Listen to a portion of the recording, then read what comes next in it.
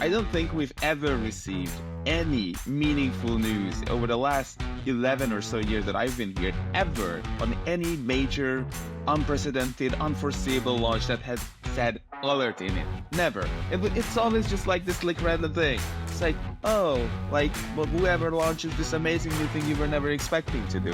And then that's it. But it's like this. But when two idiots stand in front of a pink wall, it's an alert. Greetings and welcome to this week's aBlogtoWatch Weekly.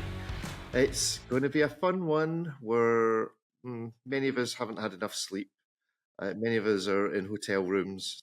It's going to be dead ropey. But Ariel and Ripley are in their usual places. Ariel in his nice studio and Ripley in front of the Great Wall of Ripley. So let's say hello to David first of all. David, good morning. Where are you? And what are you doing wherever you are? Good morning. I'm in Neuchâtel looking at some pieces to be launched right around Watches and Wonders, but not at Watches and Wonders. So that should give you a hint. The great coordination of the Swiss watch industry strikes again in terms of release schedules. Good. Ripley, how are you this morning? I'm good. Just finished writing up an article for a watch that comes out tomorrow. Nothing to do with Watches and Wonders or anything Swiss, so all good things.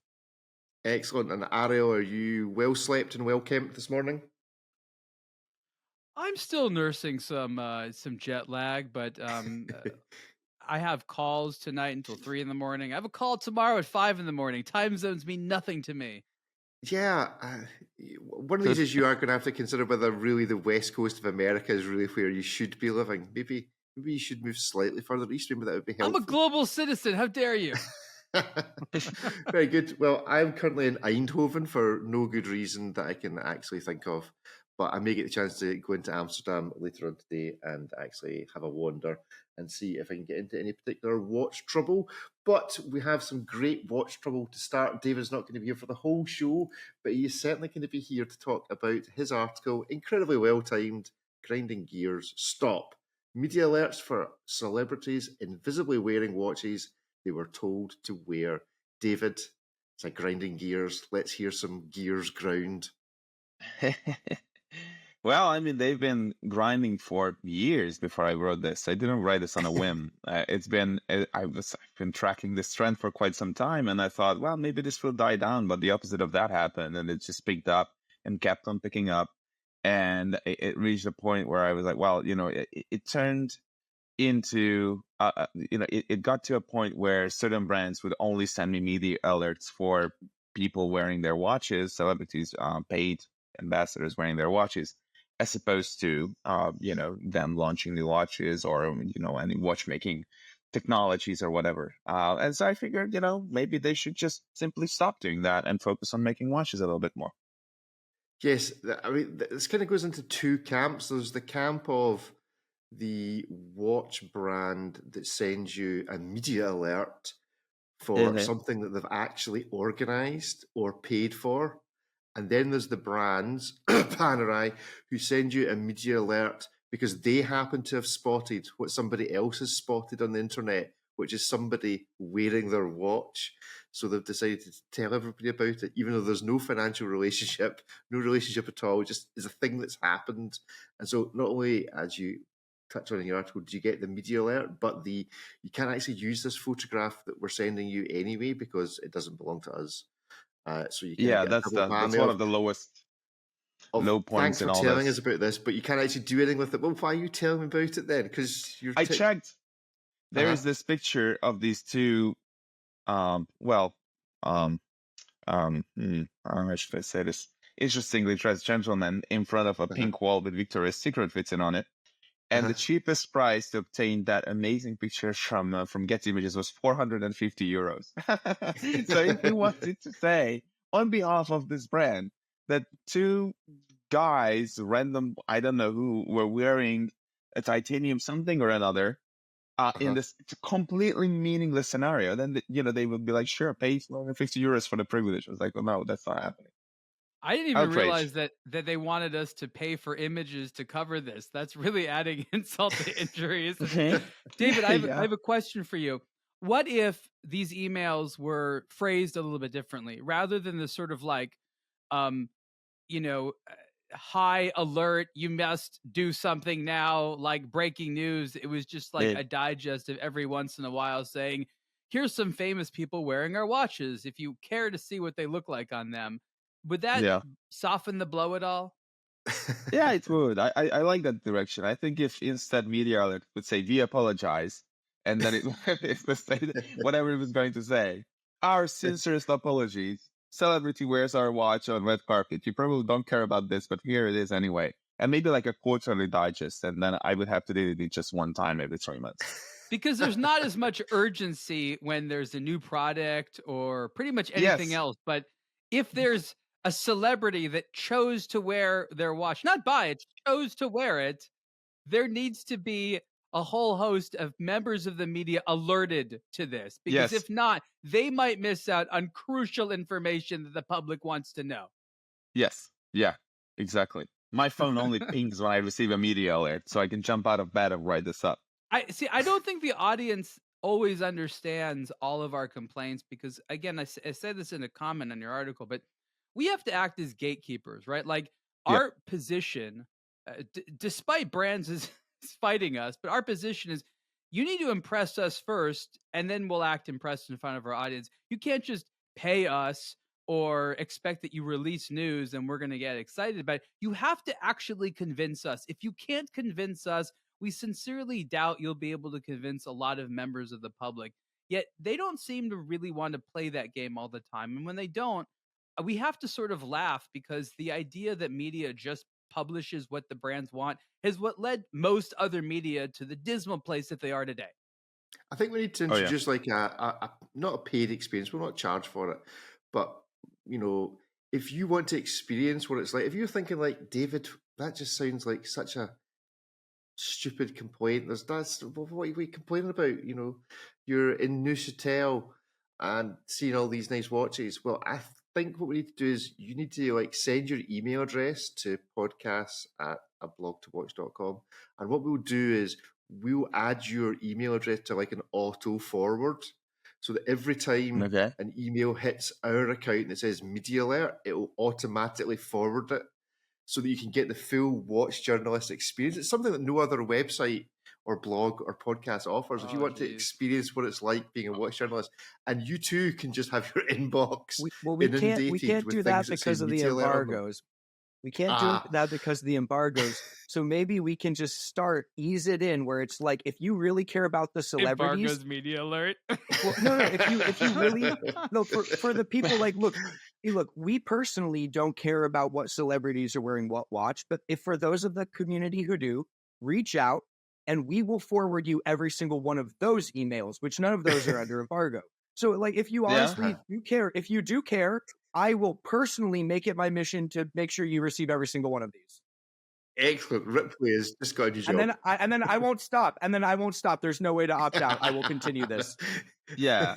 You will have to burn your email address. I don't think we've ever received any meaningful news over the last 11 or so years that I've been here, ever on any major, unprecedented, unforeseeable launch that had said alert in it. Never. It's always just like this like random thing. It's like, whoever launches this amazing new thing you were never expecting to do, and then that's it. But it's like this. But when I have a theory. Idiots stand in front of a pink wall, it's an alert. Technically, it is. I mean, I guess I should be alerted. We usually like to claim that the media that covers this type of stuff is superficial. Maybe they're also dumb, and they need to have an email that says alert. Otherwise, they just won't pay attention. Yeah. You know, this email is for you to pay attention to. Otherwise, they'll just delete it. The interesting part is like, I do understand why they're doing it, because it is a very specific type of brand where it's the one that is already very prominent within the watch industry, and they're trying to gain that traction with a more mainstream audience. So I understand why these Oris, really?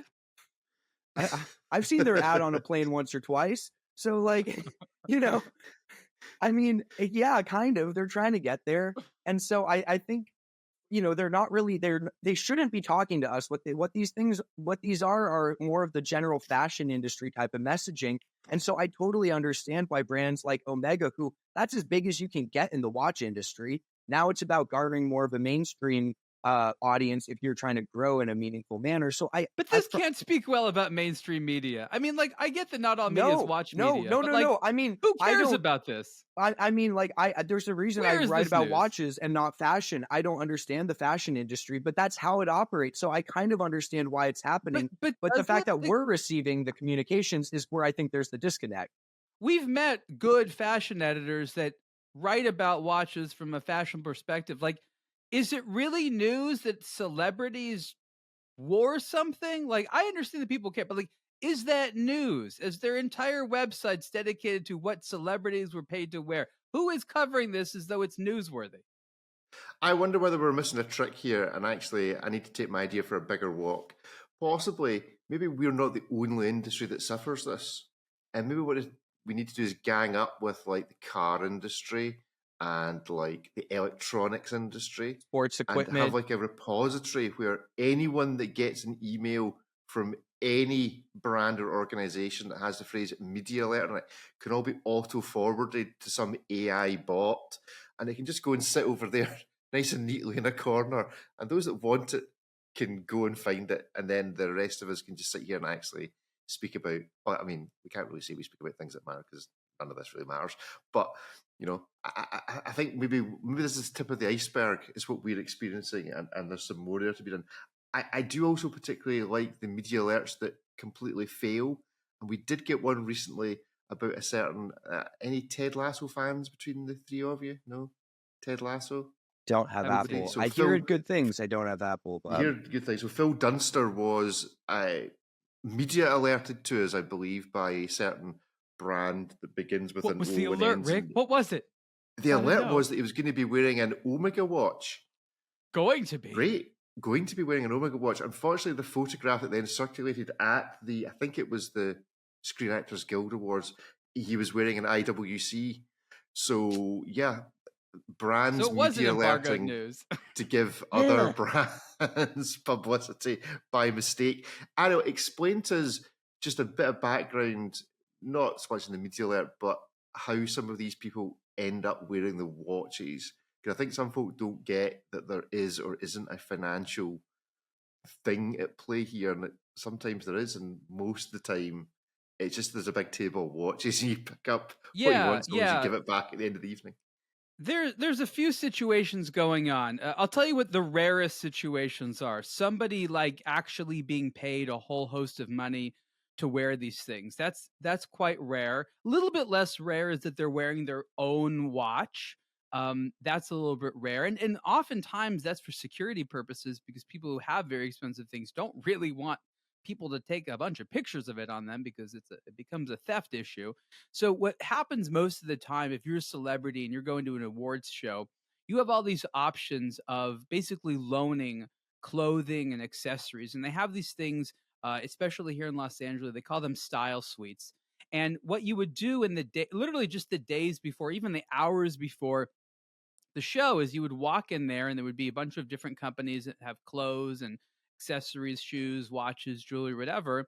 And you'd stroll around and you'd see like, oh, do I like this? Do we have sort of like a good chemistry going on? You're chatting with the rep and you just sort of decide what you like. Sometimes the celebrity isn't there at all. It's just a stylist. Sometimes the celebrity is like, I know that brand, or I'd like to be there. A lot of them is I'd love to be their ambassador, or if this looks good on me, will you pay me next time? Right? Because they shop for these ambassadorships and things like that.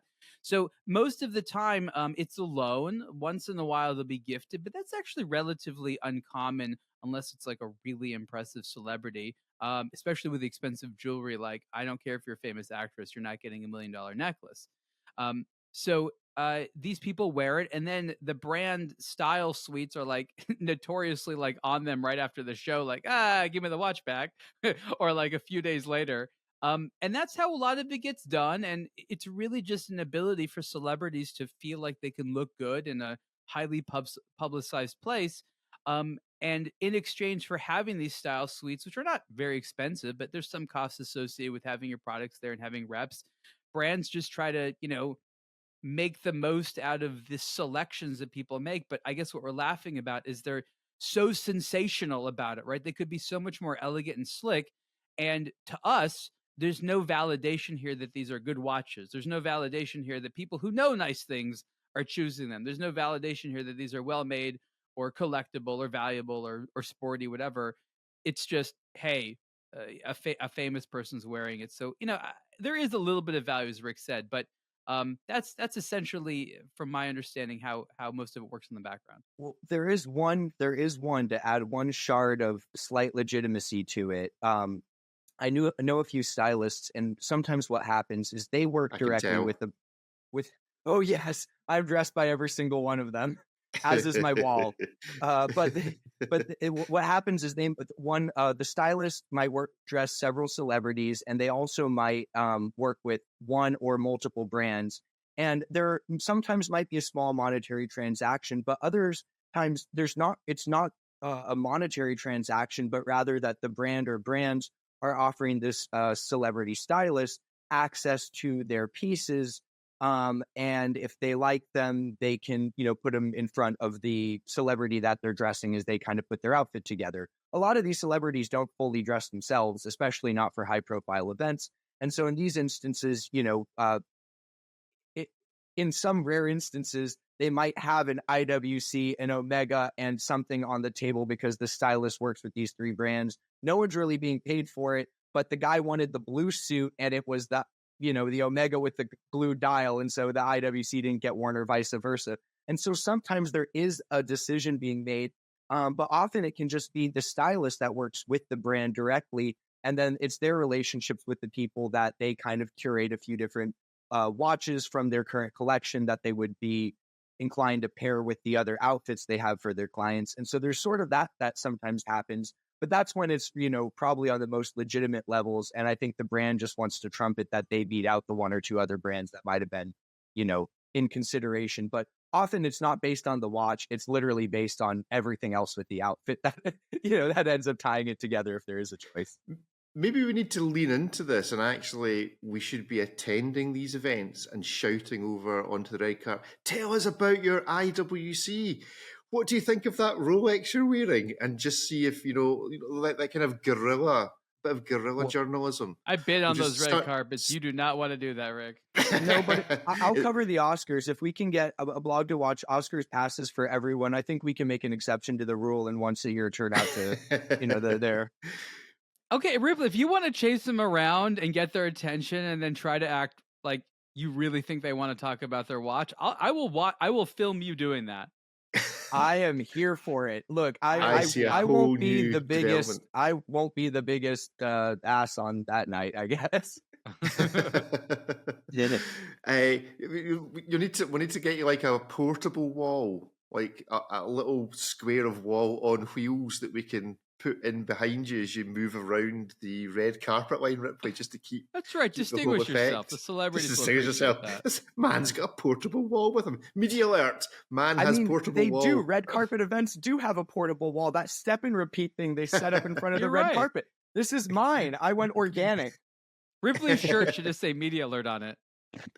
Oh, now there's a range of David, get right onto that for the aBlogtoWatch shop. Media alert. Walking media alert. Good stuff, David. You're gonna have to leave us soon. So give us a summary. Final thoughts on this. Yeah, it's not that I disapprove of the whole thing or the concept of brands paying ambassadors and celebrities and such. I don't think that is the end of the world. Actually, I say in the article that it's only right because a lot of people see, or encounter a nice watch for the first time on the wrist of a celebrity they care about. That happens, So I'm not saying that this is altogether a bad thing. I'm just saying that it's so off balance for some of the brands at this point that it's just bad. I should not be receiving 10 emails of this nature and then maybe one or maybe not even one that is linked to actual watches and actual watchmaking. I think that it's pretty bad. And I don't want to see this continue and get worse. I would love for these brands to return to communicating on watches and watchmaking just a little bit more. It's just obnoxious at the end of the day, and for us that live and breathe this every day, we want less obnoxious things in our face. Indeed, except for David, obviously. So if you're a small micro brand, then feel free to send your media alert to David at aBlogtoWatch.com. Just at your own risk. He wants to know when anyone's wearing your watch, not just celebrities. Anyone is wearing your watch. Tell David. Any photos. Let's be honest, for a micro brand, it's a big deal if anyone's wearing their watch. They're like, hey, somebody's wearing a watch. The most random media alert that we can think of. I don't even know who this person is. I don't even know who this watch brand is. Is this actually a watch? But you see, that makes me happy. That's cool. Well, prizes for anyone that manages to send David a cool media alert, and we'll give you some publicity. We'll actually talk about your cool media alert if you manage to create or one. not. Yeah. Good stuff. See you guys. Cheers. Yeah, cheers everyone. I gotta bounce. Later, take David. some pictures of new watches. I'll see you next week. Enjoy. Great stuff. So David's away, which means we can talk about him. Anyway, a media alert that did drop this week, or some they did their usual trail, which then everybody guessed what it was. And then there was various levels of disappointment upon its actual release was a new Moonwatch from Omega, the Omega Speedmaster Moonwatch with a white lacquered dial. Gentlemen, was this media alert worthy in any way, shape or form? Another Speedmaster, just this time a white one? Sounds like a good time to play Guess the Price. I guess. Well, it is. I mean, if it was any other Speedmaster, I would say, meh. But I mean, now you would have a core collection white dial Moonwatch. The fact that this didn't already exist in a company that has 100,000 current production SKUs, absolutely mind-blowing. Absolutely mind-blowing. If someone said to me, Omega's most famous watch is the Moonwatch, yes, it'd be, yeah. What are the two most popular dial colors? Black and white. And one of those didn't exist? I'm shocked. So that is a media alert. It's a legitimate, it's a great looking watch, and it's also shocking that it didn't exist. So it is a media alert. And now I wrote the article, so I can't guess the price, but Ariel, would you like to? As a point of reference, the black dial version, apples to apples on a bracelet, is $8,000. Jesus. I remember not too long ago when I was trying to advocate to Omega that they keep the price of the Moonwatch Professional at $3,000. At the time, it was about, I think it was about 4,000 something, and then they upped it to around 5, and I was like, oh my god, for Hesalite. Well, this is the Sapphire Sandwich, I believe. So it's yeah, yes. We know, thanks to Casio, that adds about $100 of the price. I'm guessing that's not what Omega's charging. Which still seems high when you think economies of scale. I know a micro can do a sapphire crystal on a $200 watch, so I'm not. It wouldn't have been $100 without one. That it's over $8,000 honestly makes me feel depressed. This is supposed to be like, I don't want to say entry level, but the Moonwatch should be something that isn't so aspirational. It should be something that relatively soon into getting the watches you should be able to get. That it's become such an expensive piece is confusing and dismaying to me a little bit. I love them. There's a lot of them. I sometimes feel that there's too much choice paralysis that goes on if you're trying to choose the Speedmaster for you. But I'm afraid to hear that it's actually more than the black dial. Because that's preposterous. You'll only be a little bit depressed because it's only a little bit more expensive. $100 more expensive. Okay, so it's like a just because price. Yeah, I think the rationale is the white lacquer is going to be a little bit more involved than just black matte printing, and because the regular Moonwatch you only get one color of white printing. This you'll get the red name, so they got to stamp that balloon pad thing twice. So, So now they're making ink precious too? Will the Swiss stop at preciousizing nothing? Well, Montblanc's been doing precious resin in their pens for years. I know. That's why I'm laughing about it. Precious red ink. So what is it? What are we talking about? $8,600, $8,500? Like what is $8,100 on the bracelet. $8,100. Yeah. For the wow. You know what the funny thing is? Rick was talking about, this economies of scale. They've amortized the cost of all R&D like how many decades ago now? Well, not that long ago. This is the new one. So that 3861 only came out a handful of years ago. They're still... Yeah, but isn't that kind of like a remake of an old movement as it is? No, that's the 3-2-1. That's the one where Oh. they just are pressing Control C, Control V, but where they Okay. have the dedicated facility. Now, why that one's so expensive is because they're all built, the whole watch is built by one guy, so you get like more of the craftsman side of it. They've made it needlessly hard, but you know, that is the premium Speedmaster. This is the new bee's knees coaxial anti-magnetic Moonwatch one, so it's manually wound. I think it's a cool watch. It is too rich for my taste. I bought a Speedmaster for $22.50. This was years ago, but it was the prices, like you said, they were getting above $3,000 new, and I was going, oh, this is getting a little rich for me. I like the watch, but once you start approaching that $5,000 threshold, a lot of other things come on the table. But yeah, the fact that they're encroaching that 5-figure price point is getting pretty high. I can't help but feeling like this is an exercise in making something like the Volkswagen Golf more and more and more expensive. Rather than make a better Volkswagen Golf, they're like, but people wanted to have solid gold seats, right? No, they don't. That's why there's other more expensive cars out there. Like, why does the Speedmaster need to be so luxurious? I get Omega wants to make money. This is not a fact lost on any of us, but practically speaking, don't they have other watches that they can charge more money for? Like, shouldn't this just be like the good VW Golf? It is a really well-made thing and not cheap, but why does it have to cost as much as a Mercedes E-Class? Well, I think that because it's their most famous model. Like, and I think I've said this before about Omega. They're kind of, it's a blessing and a curse. The Moonwatch is legitimately one of the icons of horology, and it's a watch that even non-watch nerds know because it got to the moon first and all of that. So because of that, it is the Omega to own. If you're only going to own one Omega, unless you just love James Bond, it's the Speedmaster. Now, why that's a problem for them is it's like their entry-level chronograph.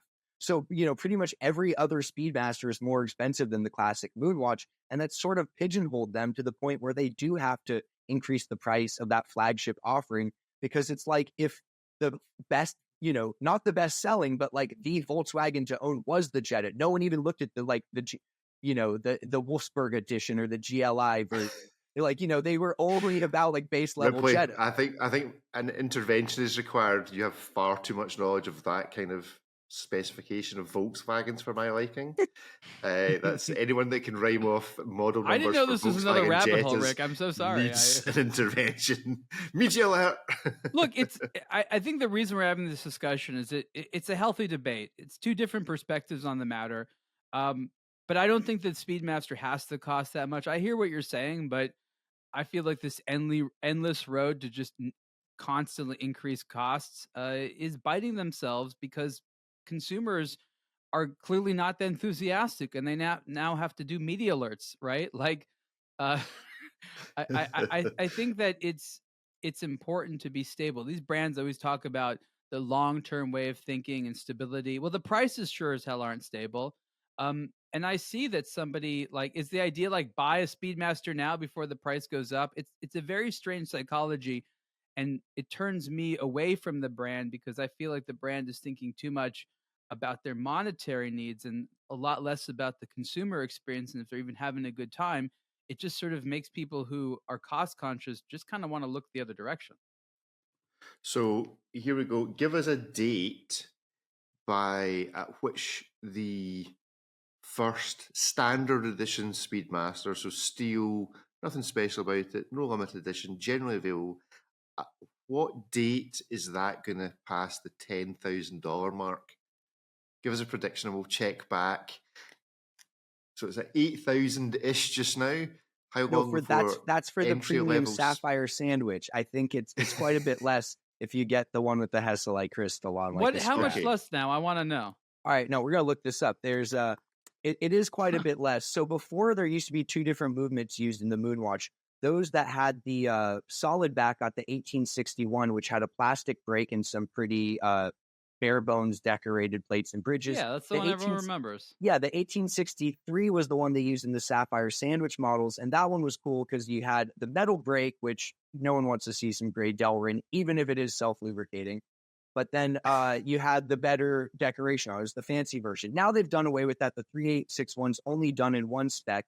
So if you wanted to get the absolute basic Speedmaster Professional Moonwatch, Tessellite crystal, metal back on a strap, that nylon fabric one, $6,600 US. It doesn't even come with a bracelet? Well, you can get the bracelet that costs more. That's $7,000. $7,000. I tell you, I remember when it was close to 4. And then it's $8,000 on the bracelet if you want the sapphire sandwich, or $7,600 for the strap sapphire sand. Okay, so nobody should be buying a Hesselite crystal watch. Let's just get that straight. And but nobody that's the NASA one. No, that's the NASA one. Okay, do you want to just go back to analog mobile phones because that's what they used a while ago? Media alert, no one should be buying a Hesselite crystal watch unless they've already got a massive collection and they're just like glutton for punishment. So sapphire Cover sandwich, this media. sapphire sandwich on a bracelet, currently $8,000. At what date is that going to be a $10,000 watch? Tomorrow. You know what? I don't think it's going to take 10 years. Oh, it definitely won't take 10 years. Yeah. I'll give November 2026. I will come back. I feel like there's a countdown clock at Omega next to the Olympics clock, and the countdown clock is when they get to raise their prices next. Now, please, let's do that. Let's put at the top of the homepage for aBlogtoWatch a countdown, number of days till the Speedmaster reaches 10 grand. It'd be like one of those accident clocks, we haven't had a reportable accident for 1,400 days. We can also have a clock next to it, number of days since the last new Seiko, and it just stays at 0. It stays at 0. Well, guess what's coming next? It doesn't have a counter. Well, that handily brings us on to, and to be fair to them, we haven't played it for a while, so I don't know what they've been doing, but we've maybe just not been covering it. Maybe it's not been media alertish enough, but there are new Seiko Prospex releases, so let's guess the price of the Seiko time. So Seiko Prospex 1965 Heritage Diver's Watch, 3 varieties, SPB 451, SPB 453, and SPB 455. They're basically Prospex-looking divers watches. You can go and have a look at the pictures. So what these are the successors to like the SPB 143. I know it's getting crazy with all of the 62 mass derivatives. This is that like SPB 143 version. They've upped the depth rating to 300 meters, put a 430 date window, and then shrunk all of the dimensions so it's a more compact and wearable design, which took a bit of engineering because they increased the depth rating by 50 meters. So it is the successor to the one SPB 143, but it is a bit up spec. So I will lay the stage for that. So having agreed with Pete last week that as God intended, the date should always be at 4:30, this has been released and the date at 4:30 is truly horrible on this watch. It just doesn't work at all. They put it in a round window, which you would think wouldn't make that much of a difference, but it really does. It really does make it look a little bit odd. So Ripley's written the article. I don't know if Ripley's managed in the vast, sway of other things that have been going on to forget what the price of the Seiko was. But Ariel, have a guess at the price of the Seiko. I have seen substantially similar designs for like over 3,000. Mm-hmm. I have a feeling this isn't that much. And the way I know that is that it says automatic 3 days on there. And I don't feel like that's as elegant as they would go for a $3,000 watch. So I'm going to say $2,000. $2,000. What price do you think, Ripley, I tell you what price do you think David would have guessed had he still been on this show, Ripley? Channel David. I think he would say that they are getting quite ambitious with the price premiums they're charging for meager upgrades, so he would probably place it significantly higher than the outgoing SPB 143 and its siblings, and he'd probably guess lower than Ariel, but probably still in the neighborhood of like $1,800. Yeah, well, okay, so the price for this is basically somewhere between $1,300 and $1,400, depending on the specific spec. It's $1,400 for the anniversary model that comes with the extra woven strap. So Omega are charging an extra $100 for lacquered dial, and Seiko are charging an extra $100 for a limited edition and a fabric strap. I don't think it's Go for actually a it. limited edition. It is a special anniversary edition for the Oh. 100th anniversary of Seiko watchmaking. So you get the gilt accents and then a strap that's made out of recycled plastic bottles that are woven in such a manner so it's quite a bit stronger than your average NATO, and it's inspired by Japanese kimono ties or something. I'd like to know in what language is automatic 3 days proper grammar? Ariel's entering the to boldly go and to go boldly debate. Oh, I did realize that was a bad question. I mean, it's right there in the dial. You have to look at it all the time. Yes, let's correct your grammar. It should be 3 day days automatic. I not understand. automatic 3 days. Please produce a mirror image. It's like a weird watch. question. Automatic 3 days? That's right. Second, we need you to put a question mark on the dial on this particular design of watch. It's an open goal for you. So there we go. I mean, it's a pretty watch. Is it $1,300? I mean, they're all very wearable. It just, again, like if your budget doesn't allow you to buy 47 Seikos a year, wouldn't you just sort of wait and be like, well, I have to look at the many, many, many versions of this watch out there. Do I need that extra day of power reserve? Do I want to sell the old things? Like, I want to hear from Seiko owners of some of the recent watches. Like, how do you decide when to buy? And if something slightly better comes out, do you just sell it and buy the new one? Like, what's the behavior? I'm very curious. Yeah, so a podcast that I blog to watch if you wish to confess your Seiko purchasing addiction. I think this is a worthy successor to like that one, but I can't see anyone dumping a near identical watch and just opting for another one because they needed an extra 100 meters. I say this in the article that for a company that has so many interesting case silhouettes like the Monster, the Tuna, the Marine Master, it's crazy how they've honestly just keep remaking various different versions of what's arguably their most generic looking case profile, but clearly that's the one that sells because, otherwise they would be doing it. Remember the Moser Frankenstein watch? Could there be like a Seiko diver Frankenstein watch where you try to like take all their famous divers and put into one design?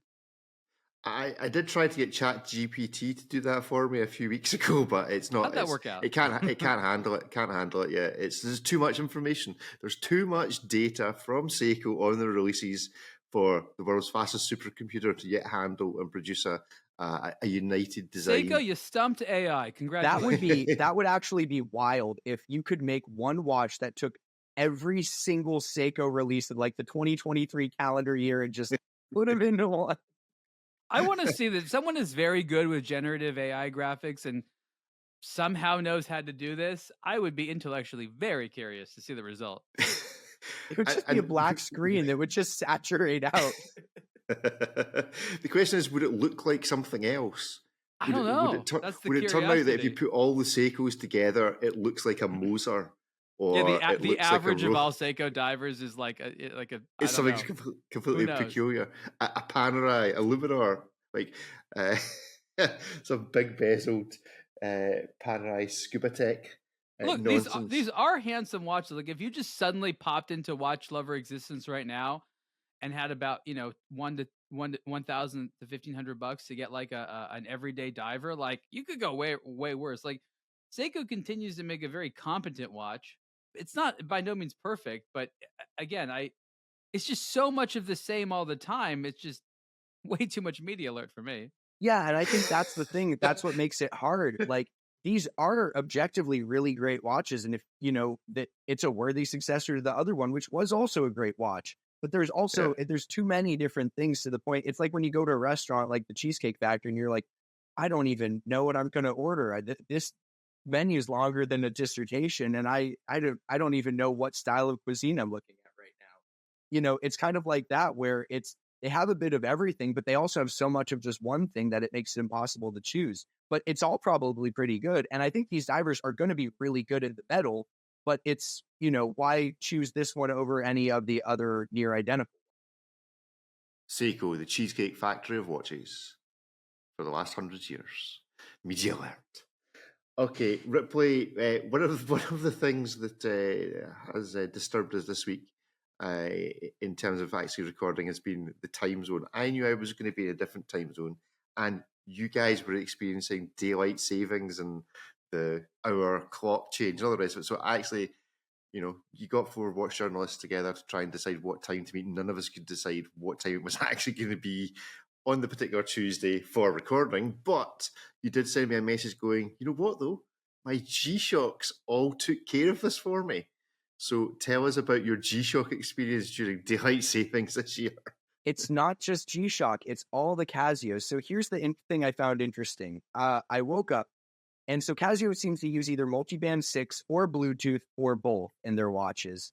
And all of them kind of seem to grab one, the other, or both. Now, the ProTrek, the Bonfire has multiband 6, no Bluetooth. The Coexist GW2100 Bluetooth, no multiband 6. And then the Full Metal G has both. All of them reset without any intervention from myself the morning of. So it wasn't like... So cool. Yeah, and I think that's cool that all the different technologies did exactly what they were supposed to do, even though that they worked differently. The Bluetooth ones pinged my phone, received the signal. The other one received some satellite signal. I honestly didn't think the multiband 6 would work, if I'm being completely honest. I thought I might take Thomas, take a couple nights or put it in the window or something like that. But no, absolutely not. It was just in the back of my house, reset itself. I looked at it and went, oh, wait, hold on. Okay, well done. So in comparison to that, to what extent are all the electronic other devices like your cooker, your microwave, your clock in your car, to what extent are all of these still showing the wrong time? Or is it just they've caught up on when you didn't change them last year? That's my car. My car is now accurate again. And that mundane stop to go is going to be wrong for the next 6 months because I'm never resetting that thing again. Because it will take 6 months to do it. It was a fluke how it happened the last time I jammed it. When you're like doing something and it clicks and you're like, oh no, like I'm never going to be able to replicate that. That's how I feel now. If I just wait another 6 months, it'll be bang on time again. Is buying that watch for someone a mean joke? Yes, 100%. And then you gift it to them without that little poker, so they have to go find some decrepit pencil or something to or go jab at it. Good luck with this. Because even with that pin and no instructions, you are SOL. Well, the instructions are digital, so what you really do is you just press Control Print and just hand them that. We looked at these instructions together. They are complicated, to say the least. Well, they're complicated, and with only one button, it's like hold, press, tap, press. It's like it's worse than entering a code on a Game Boy where you're like up, down, left, right, left, right. It's just like hold, press, tap, Morse code style. But yeah, exactly. It's basically like talking to your watch with Morse code. Dear. Good stuff. Well, Ariel, any daylight savings stories? Do we think there's a big thing in the States about getting rid of it? Are the farmers? Yes, I just need it to be gone. It's dumb. So dumb. Get rid of it already. I like how we vote to shorten the time, but not get rid of it altogether. No one wants this to remain. Just stop it already. We need more daylight, not less. It's insane. Well, you understand it doesn't change what actually happens during the day. There is still the same amount of daylight as there's actually going to be, no matter whether you're up or whether you're asleep. I understand. It's just like we decide to change the time. It makes no freaking sense. And we make it worse. It's like, oh, it's getting dark out. Let's make it faster. Yes. Good stuff. Ripley? Oh, I feel like every time it comes up, I vote to get rid of it. I've never met a person who's ever been like, you know what, this is a good thing. I like it. It's better for everybody. If you want to wake up earlier, set your alarm an hour earlier. Rick, for all you farmers who need like the farm dweller, yeah, just set it earlier, but like for everyone else. Why don't they just change their clocks? Why can't all the farmers just decide half the year we wake up at 5 a.m. versus 6 a.m. Can't they just do it themselves? Well, Rick, as a farmer, does it even matter what time you wake up? Or isn't it aren't you beholden to the days and the sunlight and all of that? Like, does it even matter? Is time relative? Yeah, well, I mean, you realize, it doesn't matter to any farmer, but we like to tell you that it does because we want you to be inconvenienced. Why should it just be us that's inconvenienced by early mornings and the rain and the weather and all the rest of it. We're like, give a bit because of you own inconvenience to huge the rest tracts of of the population. land. Listen, just because we own this, the means of supply, does not mean that you lot shouldn't have media alert. You lot should have to suffer too. It's our way of bringing balance to the force. Misery loves company. So, but please keep the rain in Scotland. Please keep the rain in Scotland. Yeah, indeed. Right. Well, this is not a very miserable watch, but with Watches and Wonders coming up, you expect those brands that do not feature so much at Watches and Wonders to start to raise their heads to try and get ahead of the game, or at least get some attention before it all goes the way of the Rolex and the Patek Philippe. So Audemars, Piguet, Royal Oak, Selfwinding, Flying, Tourbillon, Openworked, Sand Gold, Media Alert, new type of gold, Sand Gold watch. Do we have any strong thoughts, or is just an AP like most other APs? It looks AP-ish enough, and it's a slightly different colour and incredibly expensive. Is there anything really to see here, Ariel? I think it's slightly interesting when there's these mildly different shades of gold to wear. I remember a couple of years ago when Alain Gonzone introduced honey gold, and they once in a while do it. Like it's lovely. It's actually a really nice, slightly different color than yellow or rose gold. And I remember Mont Blanc had their lime gold, which had something. So, like, is there anything special about this? It's just a different alloy, but it can add a very different fashion sense to it. Sometimes these golds don't end up looking very pretty. I remember Hublot's Magic Gold, which was really about scratch resistance. It was a good job, but it never ended up really looking very nice as gold. It looked a little bit more like bronze.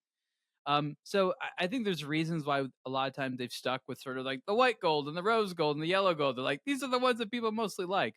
So it's great to have these flavors, but what we're really seeing is the desire to keep everything the same at Audemars Piguet while also making differences. Right. So that's when you change sizes, materials, colors, you get to keep everything exactly the same, but have the illusion that you're creating differences. And so that's what we're seeing. Do you think it's more boring to work at Audemars Piguet or Panerai Ripley? Or Doxa? Definitely. No, well, okay. I definitely not Doxa. Who's got the worst single trick pony? Definitely not Doxa. Well, okay, Panerai has two tricks. We two tricks, the Radiomir and the Luminor, distinct tricks. And then they've got some similar tricks with like the Luminor Due and the Submersible. Definitely AP. I mean, unless you're assigned to the Black Panther or like Spider-Man project, like what are you doing every day? You're coming in and being like, this watch in this metal with this color. Okay. That's right.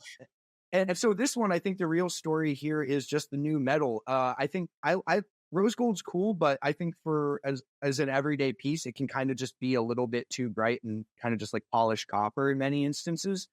This is supposed to be more muted. They've taken out the silver, added palladium in. Honestly, this is one of those things where I can't really comment on it until I see it in the metal. It could be lovely, or it could just look like weird beige washed out gold. But it all depends on its execution. But I like that they're kind of going this different way. It has the potential to be really cool, but my God, is this watch expensive? Yeah, do we think that there are many $300,000 AP purchasers that want their watch to be muted and subtle? Recently, that the kind of customer you had in mind? Audemars Piguet came out with the brown ceramic, or supposed to be brown ceramic. That was the Travis Scott edition of the Perpetual Calendar, and in the pictures they sent, it was a pretty nice shade of brown, and in person, it wasn't as nice. I think that it had more of a grayish cast to it, because frankly, it's hard to get sort of a warm color like brown in ceramic. And so I think that's a good point that Ripley makes, that you sort of need to see this in person. It could be great, or it could just be another color to say they're doing another color. Well, I just don't know that really, like, Media Alert has to focus on that it's a new material. If nothing else could be found interesting, on the fact, oh yeah, it's a different material. Rick, they launched like 50 watches that day, and this was the most interesting one by far. Okay, like I went through all of them and I chose this one. Then I'm like, this is the headliner. This is the cool story. I mean, the John Mayer one was cool, but like it wasn't, like Sean said it perfectly from the team. This isn't even the most interesting Audemars Piguet Royal Oak perpetual calendar in collaboration with a musician in the last 6 months. That would be the Travis Scott one that Ariel just mentioned. So it's just like, it's a pretty watch. I thought the rose gold one was cooler, but all the other ones are very much just kind of different sizes and renditions.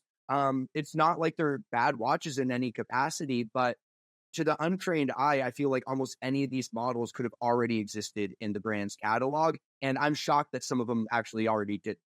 Remember in the early 2000s with the Royal Oak Offshore, every time they did a limited edition with like one of those race car drivers or something like that, they would always change up the watch. Like there'd be a new bezel, there'd be new hands, they'd experiment. And I feel like rather than do race car drivers, they're doing, musicians and stuff today, which is great. But why don't they do that same thing where they say like, let's do new hands? I mean, the things that they're getting customized or bespoke, I mean, it's almost nothing compared to how bold Audemars Piguet used to be. Yeah, I think of the Terminator AP. Again, a lot of this just existed in the offshore line. I think they're so afraid to change Genta's baby of the Royal Oak that the Royal Oak is just this thing that is just stuck in what it is. And then the offshore gets to have all that fun. But I think of like Terminator, like the movie, Arnold Schwarzenegger, like this enormous watch with these giant like Panerai style guards over the pushers. Like that would never exist today. And like Ariel mentioned, all of those weird private label, like limited editions, race car drivers, Jay-Z, whatever, like all of those were way more interesting than like, here's a jumbo in a different dial color or something like that. But I would love to see AP kind of get weird again, because no, those weren't necessarily the most tasteful watches, but they were definitely interesting. Good stuff. Well, go and check out the website. Let us know on the chat if you find this particularly interesting or what your thoughts are on AP in general. Now, we're not going to have a big group of hit miss maybe this week, just because internet and things. So it's just going to be an intimate selection for the three of us. So first up, and they were mentioned last week by Alon in the same breath as, I can't remember, who else were we talking about when he mentioned Baume and Mercier. Baume and Mercier have a watch, the Riviera Tideograph watch. I actually quite like this. This has got a unique take on the moon phase complication. It's got that AP-esque vibe, whole thing going on, steel sports watch with some exposed, nuts and bolts on the front of it. But for you two gentlemen, we'll not even bother with signs. If you've got them, use them. But Ripley's is a hit, a miss, or a maybe for you? I mean, it's a maybe for me. It looks pretty large. I like the idea of it.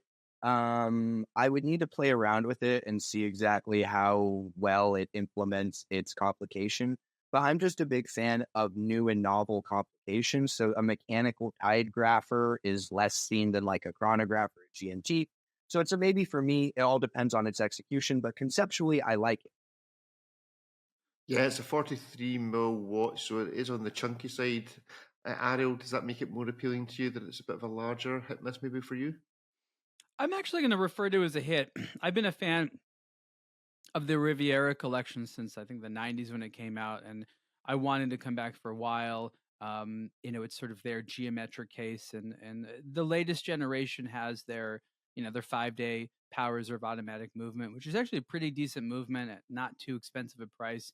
I agree that the technical innovation here is more of a trick, and the way that it's sort of dressed as opposed to like really something new. But it is a way of making the moon phase maybe a little bit more relevant, especially for a sports watch. So I think they could have got a lot worse. We've seen much worse Rivieras that they've come out with over the last couple of years after they've relaunched it. So I actually would be happy wearing this watch, and it's sort of that fun thing where you want to go to the beach or something like that to see the tide graph in action. And for me, that's the hallmark of a good sports watch, is it sort of gives you a drive to go do that thing that it's designed to do with it. Yes, yeah, that's an interesting point. It is a bit expensive. It feels like $5,000 for anything with Baume and Mercier on it. But that's the new $3,000. Obviously, we've determined that, right? $5,000 is the new $3,000. It is in the watch industry. Yeah, it's true. And I always feel the case back there. I imagine it's because the movement is small, but the case back windows in Rivieras always seem to be a bit. They remind me of ball watches, where they always seem a bit small in the back. Like the aperture seems disproportionately small in relation to the if you like, the rear bezel, which always seems to have quite a lot of real estate on it.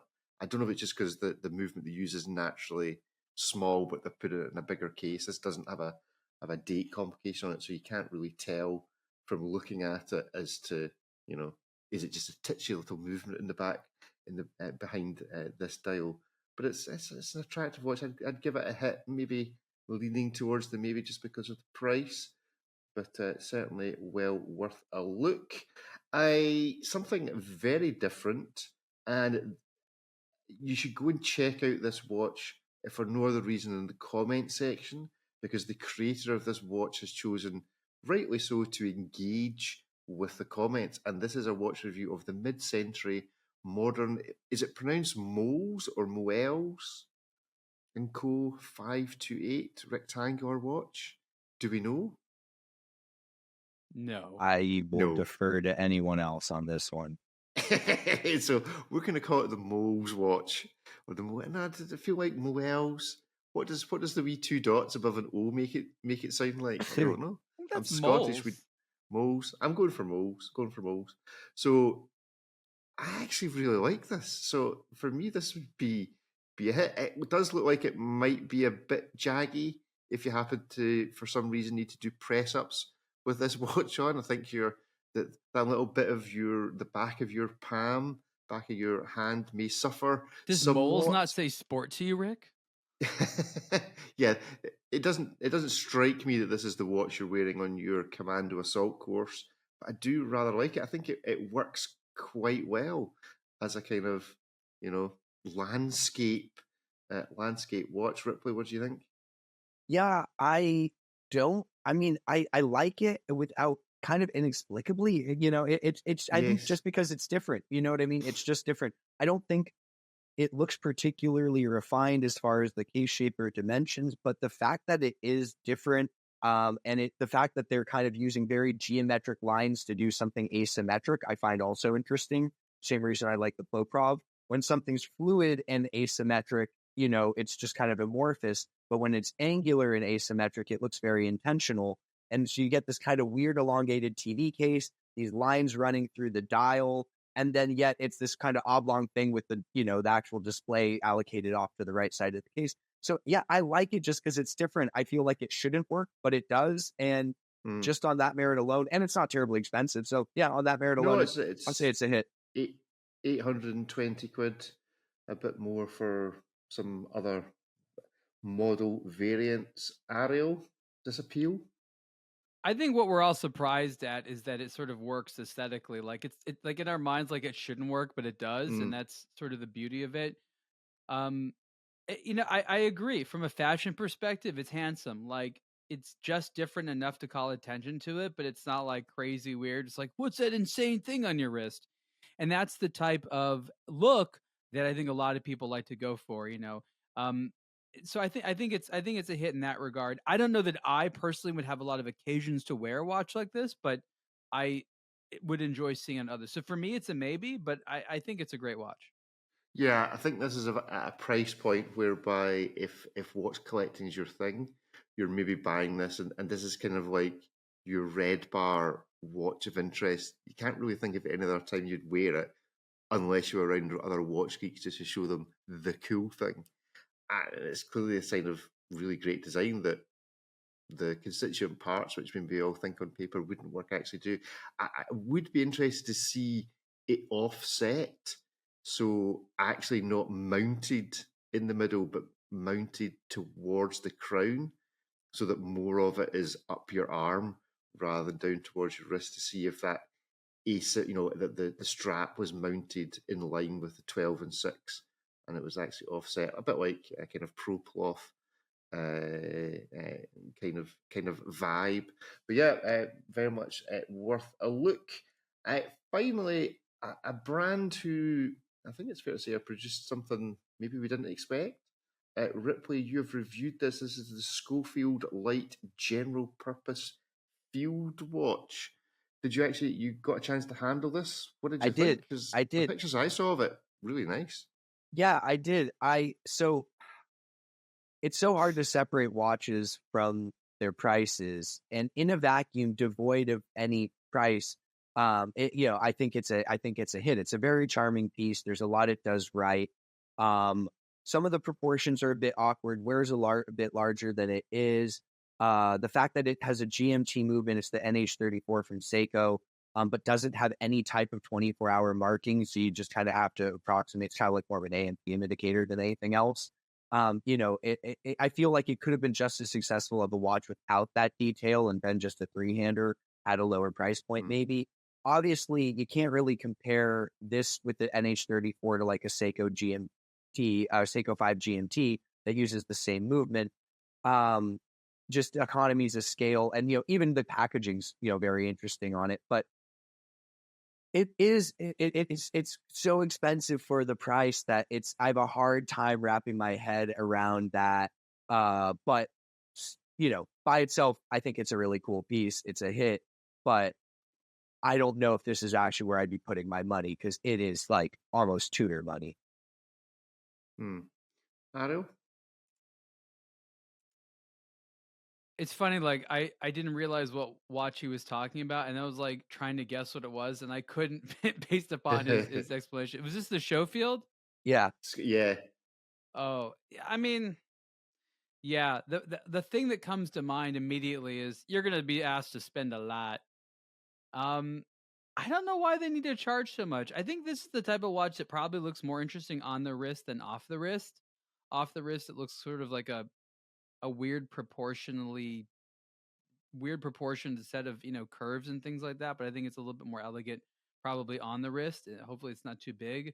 I think the problem is when I look at something like this, when Ripley looks at something like this, we know that the competition in this space is really, really tight, really tight. And when we see something at this price point, we're like, so this isn't for watch collectors, like this is priced for somebody else.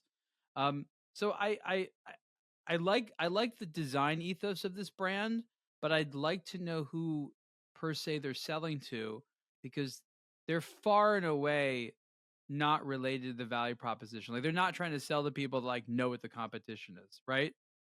Yeah, and that's and so like obviously I think in cars it's more common for people to be able to separate the end package of the car and its price point from just the engine in it, because you'll have Toyota engines and Lotuses, and obviously it's been dressed up and it's a very different engine at the end of the day. But for watches, it's a little bit, you can regulate a movement short of like really doing like a Rolex to the Zenith El Primero. You're not totally overhauling it in the same capacity. This is an example where if I think if it was powered by just some three-handed Swiss movement, people would say less about the price. But just the fact that it's powered by the NH34, which you can find in watches down to a few $100s, I think that's the mental sticking point. But if you just threw some random three-hand Sellita in this, I think people go, oh, $2,000, Swiss movement, very well considered, small production. There's only 150 pieces in each colorway. I think that'd be a much easier pill to swallow. And like I say in the article, I don't think it needed to be a GMT, so that would have been just fine. If I say the word Saab, what does that make you think of in relation to this watch? Like the car? Car? Yeah, because I'm looking at this going, yeah, Ripley's like relating this to cars. I'm thinking this is a Saab. It looks like it's got something about it, but actually it's just You're talking about the really underpowered engine. I hear you. but the paint's never going to chip, and it will still be alive like an old Defender 40 years from now. Yeah, the case won't crack in half. You got that. Yeah. I really like this. I'm not too. Maybe it's just an underappreciation of the number of really cheap watches that this movement appears in. For that money, did they only supply one buckle that you had to move back and forth? Yes. So here it comes with both straps. They're lovely. They're from their sister company, and they have this nice thing that kind of keeps the two keepers together, which is really cool. And it's a really well conceived buckle, but it comes with a little screwdriver because you have to swap the buckles, but they're quick release at the lugs, so it's like you can pull it off so quick, and then you need the screwdriver to complete the action. I love how the screwdriver was somehow less expensive than just another buckle. Well, the buckle is donated from the brand's Obscura model, which is like their most expensive model. So it's sort of interesting that it's gone out to be the least expensive entry level watch, and then they've taken the buckle from their most expensive watch, and that's probably the reason why they can't Just out of curiosity, what makes this buckle so fancy that it could only be on an expensive watch? I mean, it looks very well engineered. The thing screws in. It looks multiple parts. I listened to the podcast to write the article where he spoke about it. And when you see it in person, it's kind of impressive. But like at the same time, it's not so impressive to the point where like I wouldn't rather just have two buckles. He had a podcast about the buckle. Like what? No. I'm just curious about the design process on the watch. But he briefly mentioned the buckle. And so I'm like, okay, it came from the most expensive. Well, go and check. Just give him two buckles. Yeah, I think that would seem to make eminent sense. Two buckles, please. Be a limited edition. You get two buckles. I mean, look, if it was like a $300 watch, I get it. But this is like over $2,000. Like, clearly the money didn't go into the movements. Okay. That is very much true. Although the case back is kind of cool. The case back is I like how there's that has $1,000 case back. I'll forget it. The $2,000 case back. There you go. Well, I can now provide a media alert because it would appear, as was briefly chatted about in our little WhatsApp group, Cam, who you may know from the Try Watches podcast, has been on here at least once, maybe twice. Of the show the past, has reported that as well as the launch of the new Speedmaster, the 42mm Snoopy appears to have been discontinued quietly in the background, as I believe he was on a waiting list for one. So you ain't getting a new 42mm Snoopy. It appears they're all gone. So does that mean that this is the only white-dialed Speedmaster in that range? Wait, which Snoopy? The most recent? The one, I think it's the one with the animation on the back. The silver with the blue registers, the rocket or whatever it is. Well, that makes sense. They got to clear that one out so they can do the Swatch Omega Snoopy that will inevitably be coming out. So out with the old and with the new bioceramic. So bioceramic Snoopy, here we come. Gentlemen, you're beginning to wind up, prepare for Watches and Wonders. It's not that far away. It'll be soon, it's very soon in creeping in. Ariel, I assume you're heading off to Geneva earlier than the normal Watches and Wonders date. That tends to be your strategy. Catch up with a few people first. Is there much expected in the lead up to Watches and Wonders? Well, I can say that when we're there, without trying very hard, we could easily have over 100 meetings with brands like that. That's a very conservative estimate. So we're going to try to see as many of these companies beforehand. I have somebody coming to my house tomorrow where I can shoot some watches that we would otherwise have to shoot in Geneva. So David right now is doing a preview. Other members of the team will be doing previews. So we'll be getting a little bit of an ability to see some of the watches in advance, which is great. But the show is going to be our mountain climbing marathon of watches all week. And the way we prepare, as I suggest to everyone, is a physical training, just climbing a mountain every day. Get your mouse button pre-programmed to get rid of all the media alerts that will come out in advance. Ripley, expectations. Let's have an early prediction. What brand's going to surprise us the most, and which one are we going to be most disappointed by? I think we're going to be surprised by Rolex. I think they've been a little bit offended that they've gotten a little bit offended that we've been calling them boring for years, and I think that they're now look at last year. They did some interesting stuff that you wouldn't expect, very uncharacteristic of Rolex. I think that trend's going to continue for another year. Now, surprising for Rolex is like not surprising, but like they will surprise us. I think that will be a thing.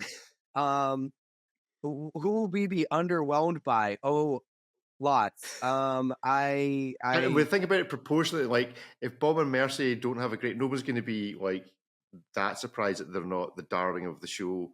But there are obviously watch brands that hope to be the darling of the show. And who's going to drop the ball the most? I don't know, probably whoever's been talking it up the most. You know what I mean? Some brands, they like really, they don't want to tell you what it is, but they're like, but keep an ear to the ground. It's going to be great. We really only do a couple like big novelties a year. This is going to be one of them. And if it isn't, like that always is like, oh, I've got like 4 starred emails in my inbox about this, and this is what you put forward. All right. There are certainly, obviously, Watches and Wonders has grown. It's taking a step up in terms of growth in the number of brands there this year. Breitling are there.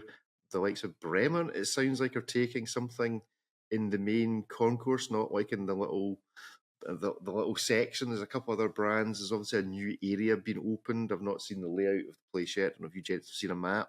They have a hall too now. Yeah, so it's going to take a step up. And obviously, because you have a hall 2, you're going to know whether you've been put in hall 1 or hall 2. So it's now no longer the little tight parade where all the little brands kind of gather, but it's in the centre of everything. Now you're very much, I know you're a brand that you get to go to hall 2. You don't get to go to hall 1. So it'll be interesting to see who's been relegated. Ariel, prediction, where are you going to first? Like, who you want to see the most, or are you that weathered by the whole thing you really don't care anymore? I like the tradition where we go to Rolex first. This goes back from the Baselworld days where Rolex I don't even think they still do this anymore, but they literally had little like drapes that they put on the watches. They pull them off at a specific moment. It wasn't when the show started. It was after the show started. Like it was like noon or something like that. And people would gather around, and I guess for just sake of tradition, we like going over to Rolex first and seeing what they have. For us, it makes a lot of sense because obviously it's a big news, what's new for Rolex. So it's like the first day we're like, okay, cover what's new at Rolex. Tudor got anything interesting? Maybe something at Patek. Do any other brands have anything worth noting? And then we have to like write that stuff up right away. And then everything else, it's not that it's not important. It's just not like absolute top priority. We got to write about it right now. So that's really the ritual for us. And then going to the question about what do I expect?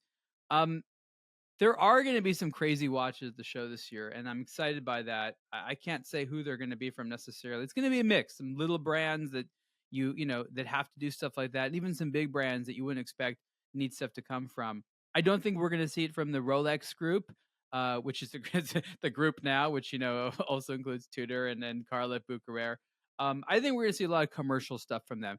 Rolex now is like trying to excite everyone with like one weird watch a year, maybe 2, but it's just back to the formula, right? They have like a list of like 50 of them. They just choose, all right, which one do we want to do this year? So it's sort of like it's a highly calculated thing. And I think that we get more excited by the true surprises, and there's never going to be true surprises from the Rolex group.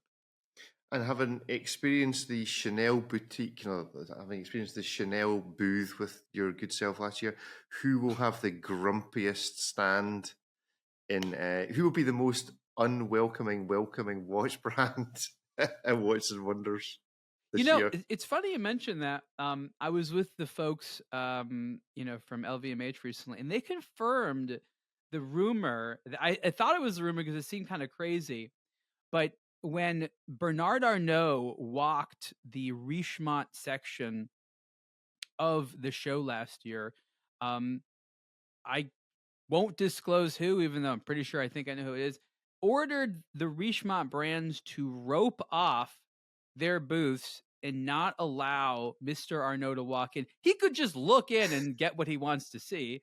And a lot of CEOs apparently walked to him and said, "I'm so sorry, sir. This is rude and unprofessional, but I was asked to do this." Right. So people who have to do stuff like that, they tend to be grumpier, right? Like that's not it's not a very feel good type of thing you have to do. So if stuff like that continues, those are going to be the surlier folks to meet at the show. So anyone with the name Arnault. No, he's fine. It's the people who have to institute orders like don't let the enemy in, right? Because the whole thing about Baselworld, which I think I loved, is even though these brands were fierce competitors, they all pretended to sort of be like on the same side. Like, we're just in it for watches, right? We love watches. We're here to support one another. But Watches and Wonders truly is now having like lines drawn, like different halls. They can't be next to me. Don't let their people in. Now that like the true emotion is coming out a little bit. And us as media, we're just gonna be bystanders. We get to sit back and watch all the weird drama unfold, and hopefully it's entertaining. I'm sure it will be. I'm sure it will. Well, thank you very much for all tuning into this week's show. Apologies in advance if any technical issues end up working their way out when we check the quality of this recording for myself and David. So we'll see. So hopefully there is a show. But thank you very much for tuning in. Better be a show. Yeah, better be a show. Final thoughts, Ripley, to leave us with? About what? I have so many thoughts all the time. I'm thinking. Guessing. Okay, so Ripley, give us your most random thoughts in your head right now to leave us with. Is Lume edible? Like the Super Luminova itself. Like obviously it's this kind of the ceramic powder. They put it they powderize it and then they mix it with like epoxies, and that's what we think of as Super Luminova. But the actual ceramic compound, is that edible? Is it toxic? Like, could I eat a capsule edible. of it? Yeah, I can hear that word. Yeah. I'm curious if I could eat it. Like not when it's mixed in with glue, but like in its powdered, like pure, Super Luminova form. If you put it in your mouth and swallow it, you can eat just about anything. The question is, will you survive? That's right.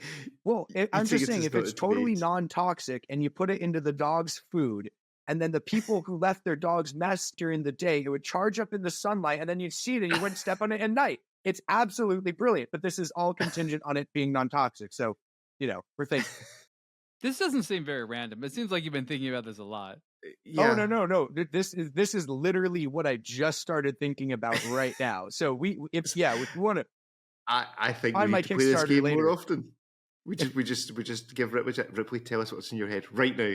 It's like when women ask you what are you thinking about, and you don't want to confess that what you're thinking about is, I don't know, train sets or watches or nothing. Like it is possible. It is possible just to sit there and go, no, I'm actually genuinely thinking about nothing. So do you own a train set? I don't actually. I feel like I should do though. I feel like in the 80s is when it ended, where men would have train sets as their hobbies. Like apparently that was the cutoff. But yes, for a long time, a lot of movies are like, "What are you doing, sir?" "I'm thinking about playing with my trains." What if you put a giant train set, like a wee one, you could ride around your property, like Walt Disney? Yeah, I think that's a stunning idea. There used to be one of them near where I live now that closed and was defunct many moons ago. But if it just so happens that the track and train still exists in a shed somewhere, then do reach out and we'll put that on the farm. And then the rest of the aBlogtoWatch team can come and have a wee shot on the outside. I want to see Rig riding around his model train with his Ball Trainmaster watch on. Oh, I was going to say, yeah, you're going to need to deck it out in Ball Railroad clock. You get the mundane clocks. Oh, that'll be good. Oh yeah, a watch themed train set. It's clearly a story. He's got pocket watches coming out of like everywhere. So Ball watches, mundane, any other particularly train-related watch brands that spring to mind? And we're going to start calling you conductor. You know, some people are called captain or admiral. Sure, we should start like conductor. I'm going to change my cards from producer to conductor. Yeah. Yeah, why doesn't Ball include a little toy train like Panerai includes a submarine in some of their watches? Then you can get your watch and your train set all in one package. Everyone at Ball right now is like, oh my God, we should have been doing that. Ripley, you're not supposed to give these ideas away for free into the public realm. The Ball Thomas the Tank Engine collab. It's what everyone's waiting for. Ball at Watches and Wonders, I don't know. Thomas the Tank Engine. Anyway, on that nonsense, we will leave the show for this week. Tune in again next week. Have a great week. Cheerio. Goodbye. Thanks, everyone. Hey there.